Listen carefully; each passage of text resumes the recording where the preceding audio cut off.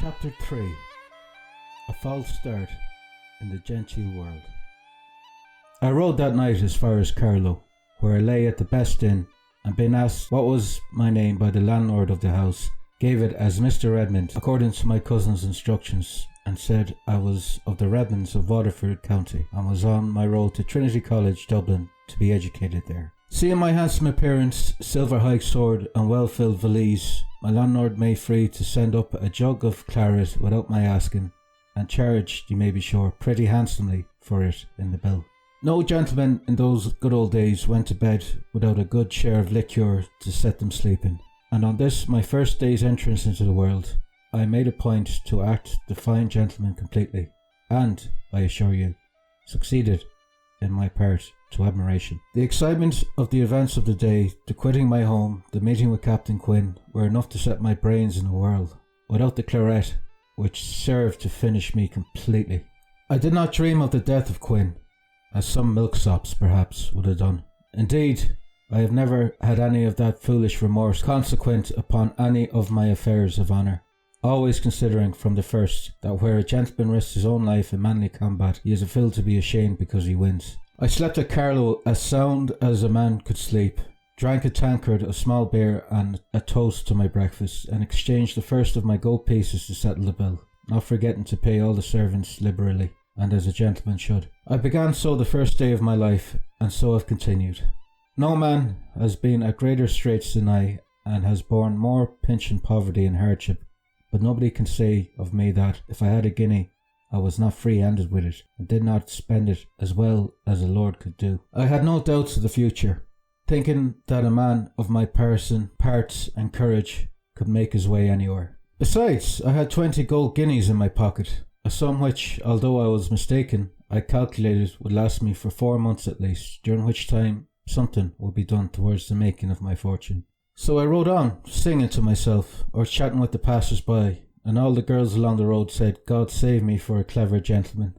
As for Nora and Castle Brady, between today and yesterday there seemed to be a gap as of half a score of years. I vowed I would never re-enter the place but as a great man, and I kept my vow too, as you shall hear in due time. There was much more liveliness and bustle on the King's High Road in those times than in these days of stagecoaches, which carry you from one end of the kingdom to another in a few score hours.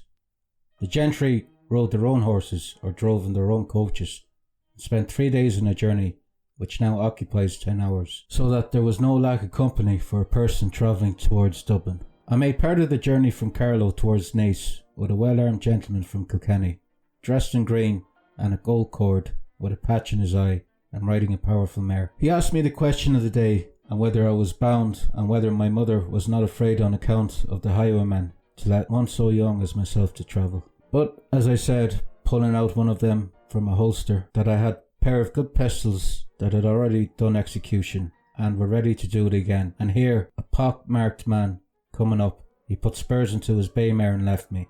She was a much more powerful animal than mine, and besides, I did not wish to fatigue my horse, wishing to enter Dublin that night, and in reputable condition. As I rode towards Kilcullen, I saw a crowd of the peasant people assembled around a one-horse chair, and my friend in green, as I thought, making off half a mile up the hill. A footman was howling, "Stop, thief!"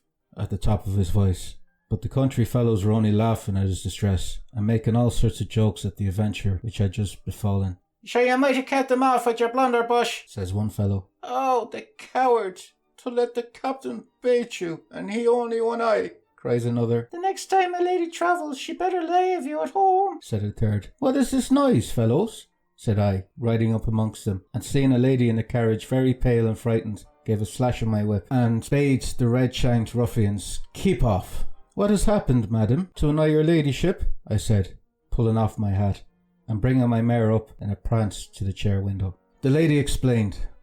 She was the wife of Captain Fitzsimmons, and was hastening to join the captain at Dublin. Her chair had been stopped by a highwayman. The great oaf of a servant-man had fallen down on his knees, armed as he was, and though there were 30 people in the next field working when the ruffian attacked her, not one of them would help her, but, on the contrary, wished the captain, as they called the highwayman, good luck.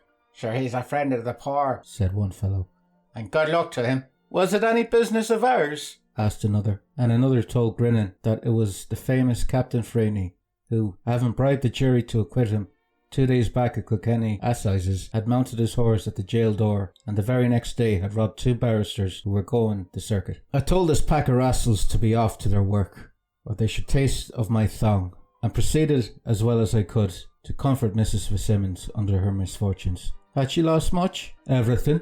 Her purse, containing upwards of 100 guineas, her jewels, snuff boxes, watches, and a pair of diamond shoe buckles of the captain's. These mishaps I sincerely commiserated, and knowing her by her accent to be an Englishwoman, deplored the difference that existed between the 2 countries, and said that in our country, meaning England, such atrocities were unknown. You too, an Englishman? Said she, with rather a tone of surprise, on which I said I was proud to be such, as in fact I was, and I never knew a true Tory gentleman of Ireland who did not wish he could say as much. I rode by Mrs. Fitzsimmons' chair all the way to Naas, and, as she had been robbed of her purse, asked permission to lend her a couple of pieces to pay her expenses at the inn, which sum she was graciously pleased to accept, and was, at the same time, kind enough to invite me to share her dinner. To the lady's questions regarding my birth and parentage, I replied that I was a young gentleman of large fortune. This was not true, but what is the use of crying bad fish? My dear mother instructed me early in this sort of prudence. And good family in the country of Waterford, that I was going to Dublin for my studies, and that my mother allowed me 500 per annum. Mrs. Fitzsimmons was equally communicative. She was the daughter of General Granby Somerset of Worcestershire, of whom, of course, I had heard, and though I had not, of course I was too well bred to say so, and had made, as she must confess, a runaway match with Ensign Fitzgerald Fitzsimmons. Had I been to Donegal? No, that was a pity. The captain's father possesses 100,000 acres there, and Fitzsimmonsborough Castle's the finest mansion in Ireland. Captain Fitzsimmons is the eldest son, and though he has quarrelled with his father, must inherit the vast property. She went on to tell me about the balls at Dublin, the banquets at the castle, the horse races at the Phoenix, the ridottos and routs, until I became quite eager to join in those pleasures. And I only felt grieved to think that my position would render secrecy necessary, and prevent me from being presented at the court, of which the Fitzsimmons were the most elegant ornaments. How different was her lively rattle to that of the vulgar wenches at the Kilwangan assemblies. In every sentence she mentioned a lord or a person of quality. She evidently spoke French and Italian, of the former of which languages I have said I knew a few words. And as for her English accent, why, perhaps I was no judge of that, for, to say the truth, she was the first real English person I had ever met. She recommended me further to be very cautious with regard to the company I should meet in Dublin, where rogues and adventurers of all countries abounded, and my delight and gratitude to her may be imagined when, as our conversation grew more intimate, as we sat over our dessert, she kindly offered to accommodate me with lodgings in her house, where her Fitzsimmons, she said, would welcome with delight her gallant young preserver. Indeed, madam, said I have preserved nothing for you, which was perfectly true, for had I not come up too late after the robbery to prevent the highwayman from carrying off her money and pearls. And sure, ma'am, there wasn't much, said Sullivan, the blundering servant, who had been so frightened at Freeney's approach and was waiting on us at dinner. Didn't he return you the 13 pence in copper and the watch, saying it was only pinchbeck? But his lady rebuked him for being a saucy varlet, and turned him out of the room at once, saying to me when he had gone, that fool didn't know what was the meaning of £100 bill, which was in the pocket-book that Freeney took from her.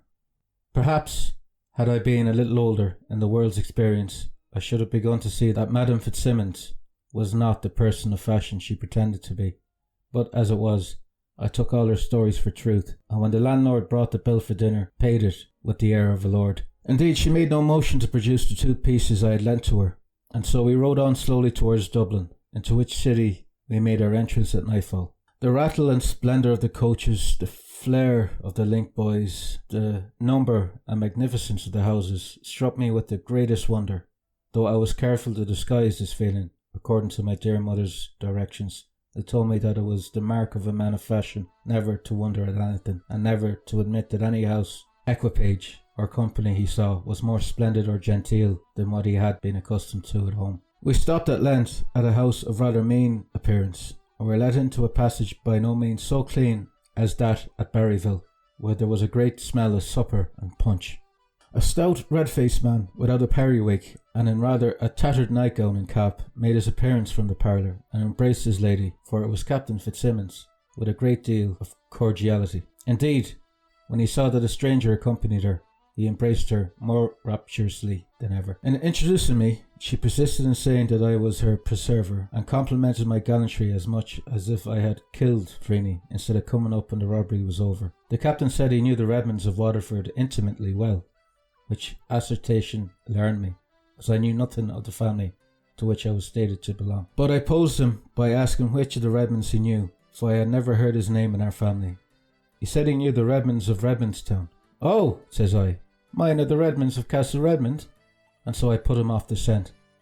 I went to see my nag up at the livery stable hard by, with the captain's horse and chair, and returned to my entertainer. Although there were relics of some mutton chops and onions on a cracked dish before him, the captain said, "My love, I wish I'd known of your coming, for Bob Moriarty and I just finished the most delicious venison pasty, which His Grace the Lord Lieutenant sent us, with a flask of Sillery from his own cellar.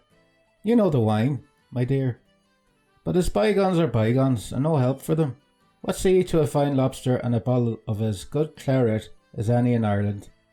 Betty, clear these things from the table, and make the mistress and our young friend welcome in our home." Not having small change, Mr. Fitzsimmons asked me to lend him a 10-penny piece to purchase the dish of lobsters, but his lady, handing out one of the guineas I had given her, bade the girl get the change for that, procure the supper, which she did presently, bringing back only a very few shillings out of the guinea to her mistress, saying that the fishmonger had kept the remainder for an old account. "And the more great big blundering fool you, for giving a gold piece to him," roared Mr. Fitzsimmons. I forgot how many 100 guineas he said he had paid the fellow during the year. Our supper was seasoned, if not by any great elegance, at least by a plentiful store of anecdotes concerning the highest personages of the city, with whom, according to himself, the captain lived in terms of the utmost intimacy. Not to be behindhand with him, I spoke of my own estates and property as if I was as rich as a duke. I told the stories of the nobility I had ever heard from my mother, and some that perhaps I had invented, and ought to have been aware that my host was an impostor himself, as he did not find out my own blunders and misstatements. But youth is ever too confident. It was some time before I knew that I had made no very desirable acquaintance in Captain Fitzsimmons and his lady, and indeed went to bed congratulating myself upon my wonderful good luck in having, at the outset of my adventures, fallen in with so distinguished a couple. The appearance of the bedchamber I occupied might indeed have led me to imagine that the heir of Fitzsimmonsborough Castle, County Donegal, was not as yet reconciled with his wealthy parents, and had I been an English lad, probably my suspicion and distrust would have been aroused instantly. But perhaps, as the reader knows, we are not so particular in Ireland on the score of neatness as people in this precise country, hence the disorder of my bedchamber did not strike me so much. For were not all the windows broken and stuffed with rags, even at Castle Brady, my uncle's superb mansion? Was there ever a lock to the doors there, or if a lock, a handle to the lock, or a hasp to fasten it to? So, though my bedroom boasted of these inconveniences, and a few more, though my counterpane was evidently a greased brocade dress of Mrs. Fitzsimmons, and my cracked toilet glass not much bigger than a half-crown, yet I was used to this sort of ways in Irish houses, and still thought myself in that of a man of fashion. There was no lock to the drawers, which, when I did open, were full of my hostess's rouge pots, shoes, stays, and rags, so I allowed my wardrobe to remain in my valise, but set out my silver dressing apparatus upon the ragged cloth on the drawers, where it shone to great advantage. When Sullivan appeared in the morning, I asked him about my mare, which he informed me was doing well. I then bade him bring me hot shaving water, in a loud dignified tone. "Hot shaving water," says he, bursting out laughing, and I confess not without reason. "Is it yourself you're going to be shaving?" said he. "And maybe when I bring up the water, I'll bring you up the cat too, and you can shave her." I flung a boot at the scoundrel's head in reply to this impertinence, and was soon with my friends in the parlour for breakfast. There was a hearty welcome, and the same cloth that had been used the night before, as I recognised by the black mark of the Irish stew dish and the stain left by a pot of porter at supper. My host greeted me with great cordiality. Mrs. Fitzsimmons said I was an elegant figure for the Phoenix, and indeed, without vanity, I may say of myself that there were worse looking fellows in Dublin than I. I had not the powerful chest and muscular proportion which I have since attained, to be exchanged, alas, for gouty legs, and chalk stones on my fingers, pissed away of mortality. But I had arrived at near my present growth of 6 feet, and with my hair in buckle, a handsome lace jabot and wristbands to my shirt, and a red plush waistcoat, barred with gold, looked the gentleman I was born. I wore my drab coat with plate buttons that was growing too small for me, and quite agreed with Captain Fitzsimmons that I must pay a visit to his tailor in order to procure myself a coat more fitting my size. "I needn't ask whether you had a comfortable bed," said he. "Young Fred Pimpleton, Lord Pimpleton's second son, slept in it for 7 months, during which he did me the honour to stay with me, and if he was satisfied, I don't know who else wouldn't be." After breakfast we walked out to see the town, and Mr. Fitzsimmons introduced me to several of his acquaintances whom we met, as his particular young friend Mr. Redmond of Waterford County. He also presented me at his hatter's and tailor's as a gentleman of great expectations and large property, and although I told the latter that I should not pay him ready cash for more than one coat which fitted me to a nicety, yet he insisted upon making me several, which I did not care to refuse. The captain also, who certainly wanted such a renewal of raiment, told the tailor to send him home a handsome military frock, which he selected.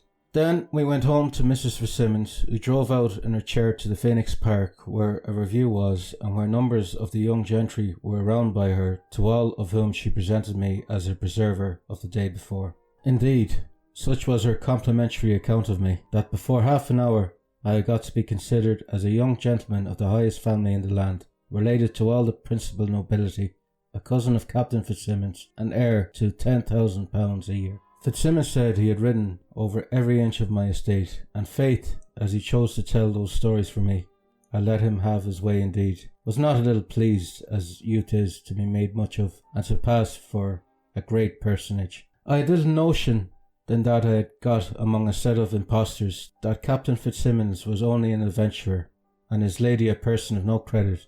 But such are the dangers to which youth is perpetually subject, and hence let young men take warning from me. I purposely hurry over the description of my life, in which the incidents were painful, of no great interest except to my unlucky self, and of which my companions were certainly not of a kind befitting my quality. The fact was, a young man could hardly have fallen into worse hands than those in which I had now found myself. I have been to Donegal since, and had never seen the famous castle of Fitzsimmonsburg, which is likewise unknown to the oldest inhabitants of the county, nor are the Granby Somersets, much better known in Worcestershire. The couple into whose hands I had fallen were of a sort much more common than that at present, for at the vast wars of later days have rendered it very difficult for noblemen's footmen or hangers-on to procure commissions, and such, in fact, had been the original station of Captain Fitzsimmons. Had I known his origin, of course I would have died rather than have associated with him, but in those simple days of youth I took tales for truth, and fancied myself in high luck at being, at my outset into life, introduced in such a family. Alas, we are the sport of destiny.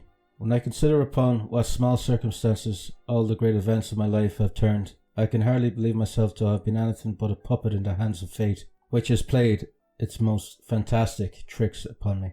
The captain had been a gentleman's gentleman, and his lady of no higher rank.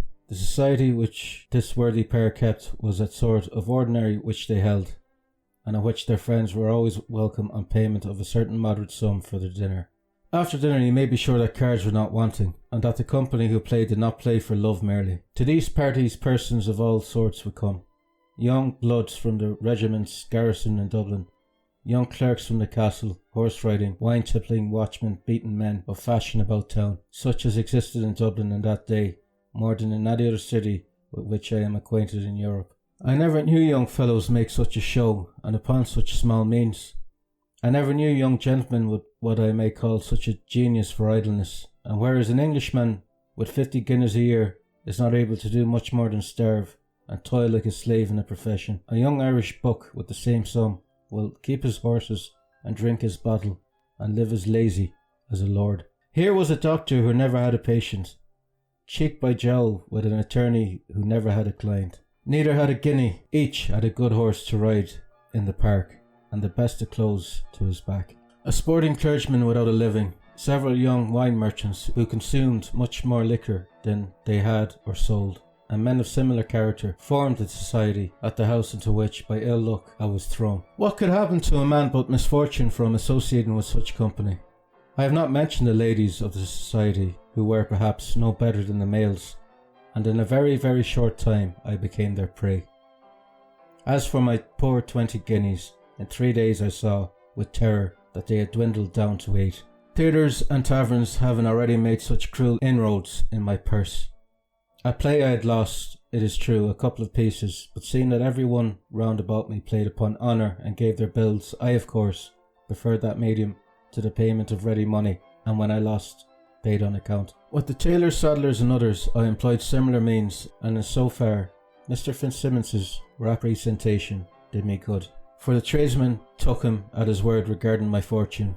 I have since learned that the rascal pigeoned several other young men of property, and for a little time supplied me with any goods I might be pleased to order. At length, my cash running low, I was compelled to pawn some of the suits with which the tailor had provided me, for I did not like to part with my mare, on which I daily rode in the park, and which I loved as the gift of my respected uncle. I raised some little money too, on a few trinkets which I had purchased of a jeweller who pressed his credit upon me, and thus was enabled to keep up appearances for yet a little time. I asked the post office repeatedly for letters for Mr. Redmond, but none such had arrived, and indeed I always felt rather relieved when the answer of no was given to me, for I was not very anxious that my mother should know my proceedings in the extravagant life which I was leading at Dublin.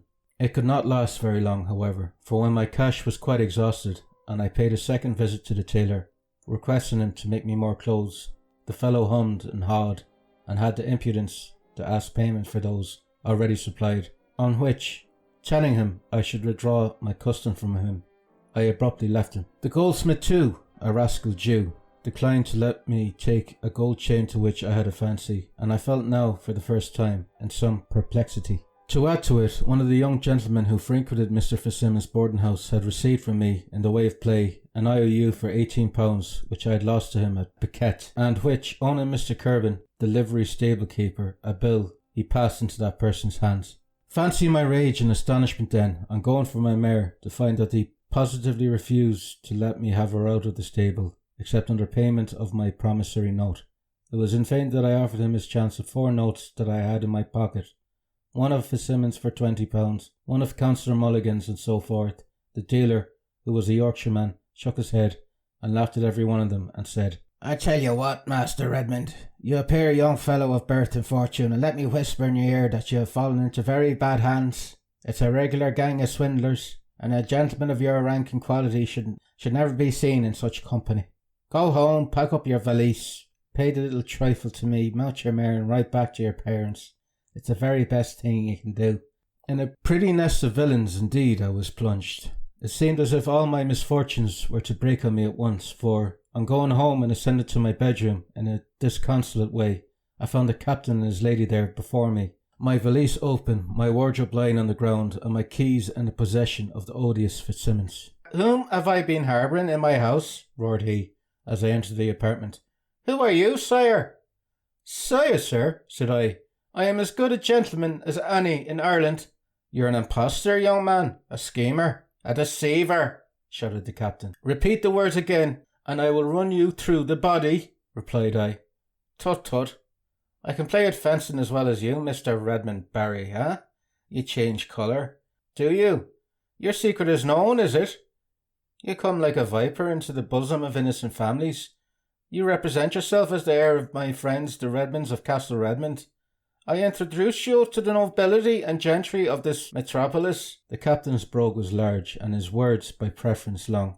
"I take you to my tradesman, who gives you credit, and what do I find? That you have pawned the goods which you took upon at their houses." "I have given them my acceptances, sir," said I, with a dignified air. "Under what name, unhappy boy? Under what name?" screamed Mrs. Fitzsimmons. And then, indeed, I remembered that I had signed the documents Barry Redmond instead of Redmond Barry. But what else could I do? Had not my mother desired me to take no other designation? After uttering a furious tirade against me, in which he spoke of the fatal discovery of my real name on my linen, of his misplaced confidence of affection, and the shame of which he should be obliged to meet his fashionable friends, and confess that he harboured a swindler, he gathered up the linen, cloth, several toilet articles, and the rest of my gear, saying that he should step out that moment for an officer and give me up to the just revenge of the law. During the first part of his speech, the thought of the imprudence of which I had been guilty, and the predicament in which I was plunged had so puzzled and confounded me that I had not uttered a word in reply to the fellow's abuse, but had stood quite dumb before him. The sense of danger, however, at once aroused me to action. "Hark ye, Mr. Fitzsimmons," said I will not tell you I was obliged to alter my name, which is Barry, and the best name in Ireland.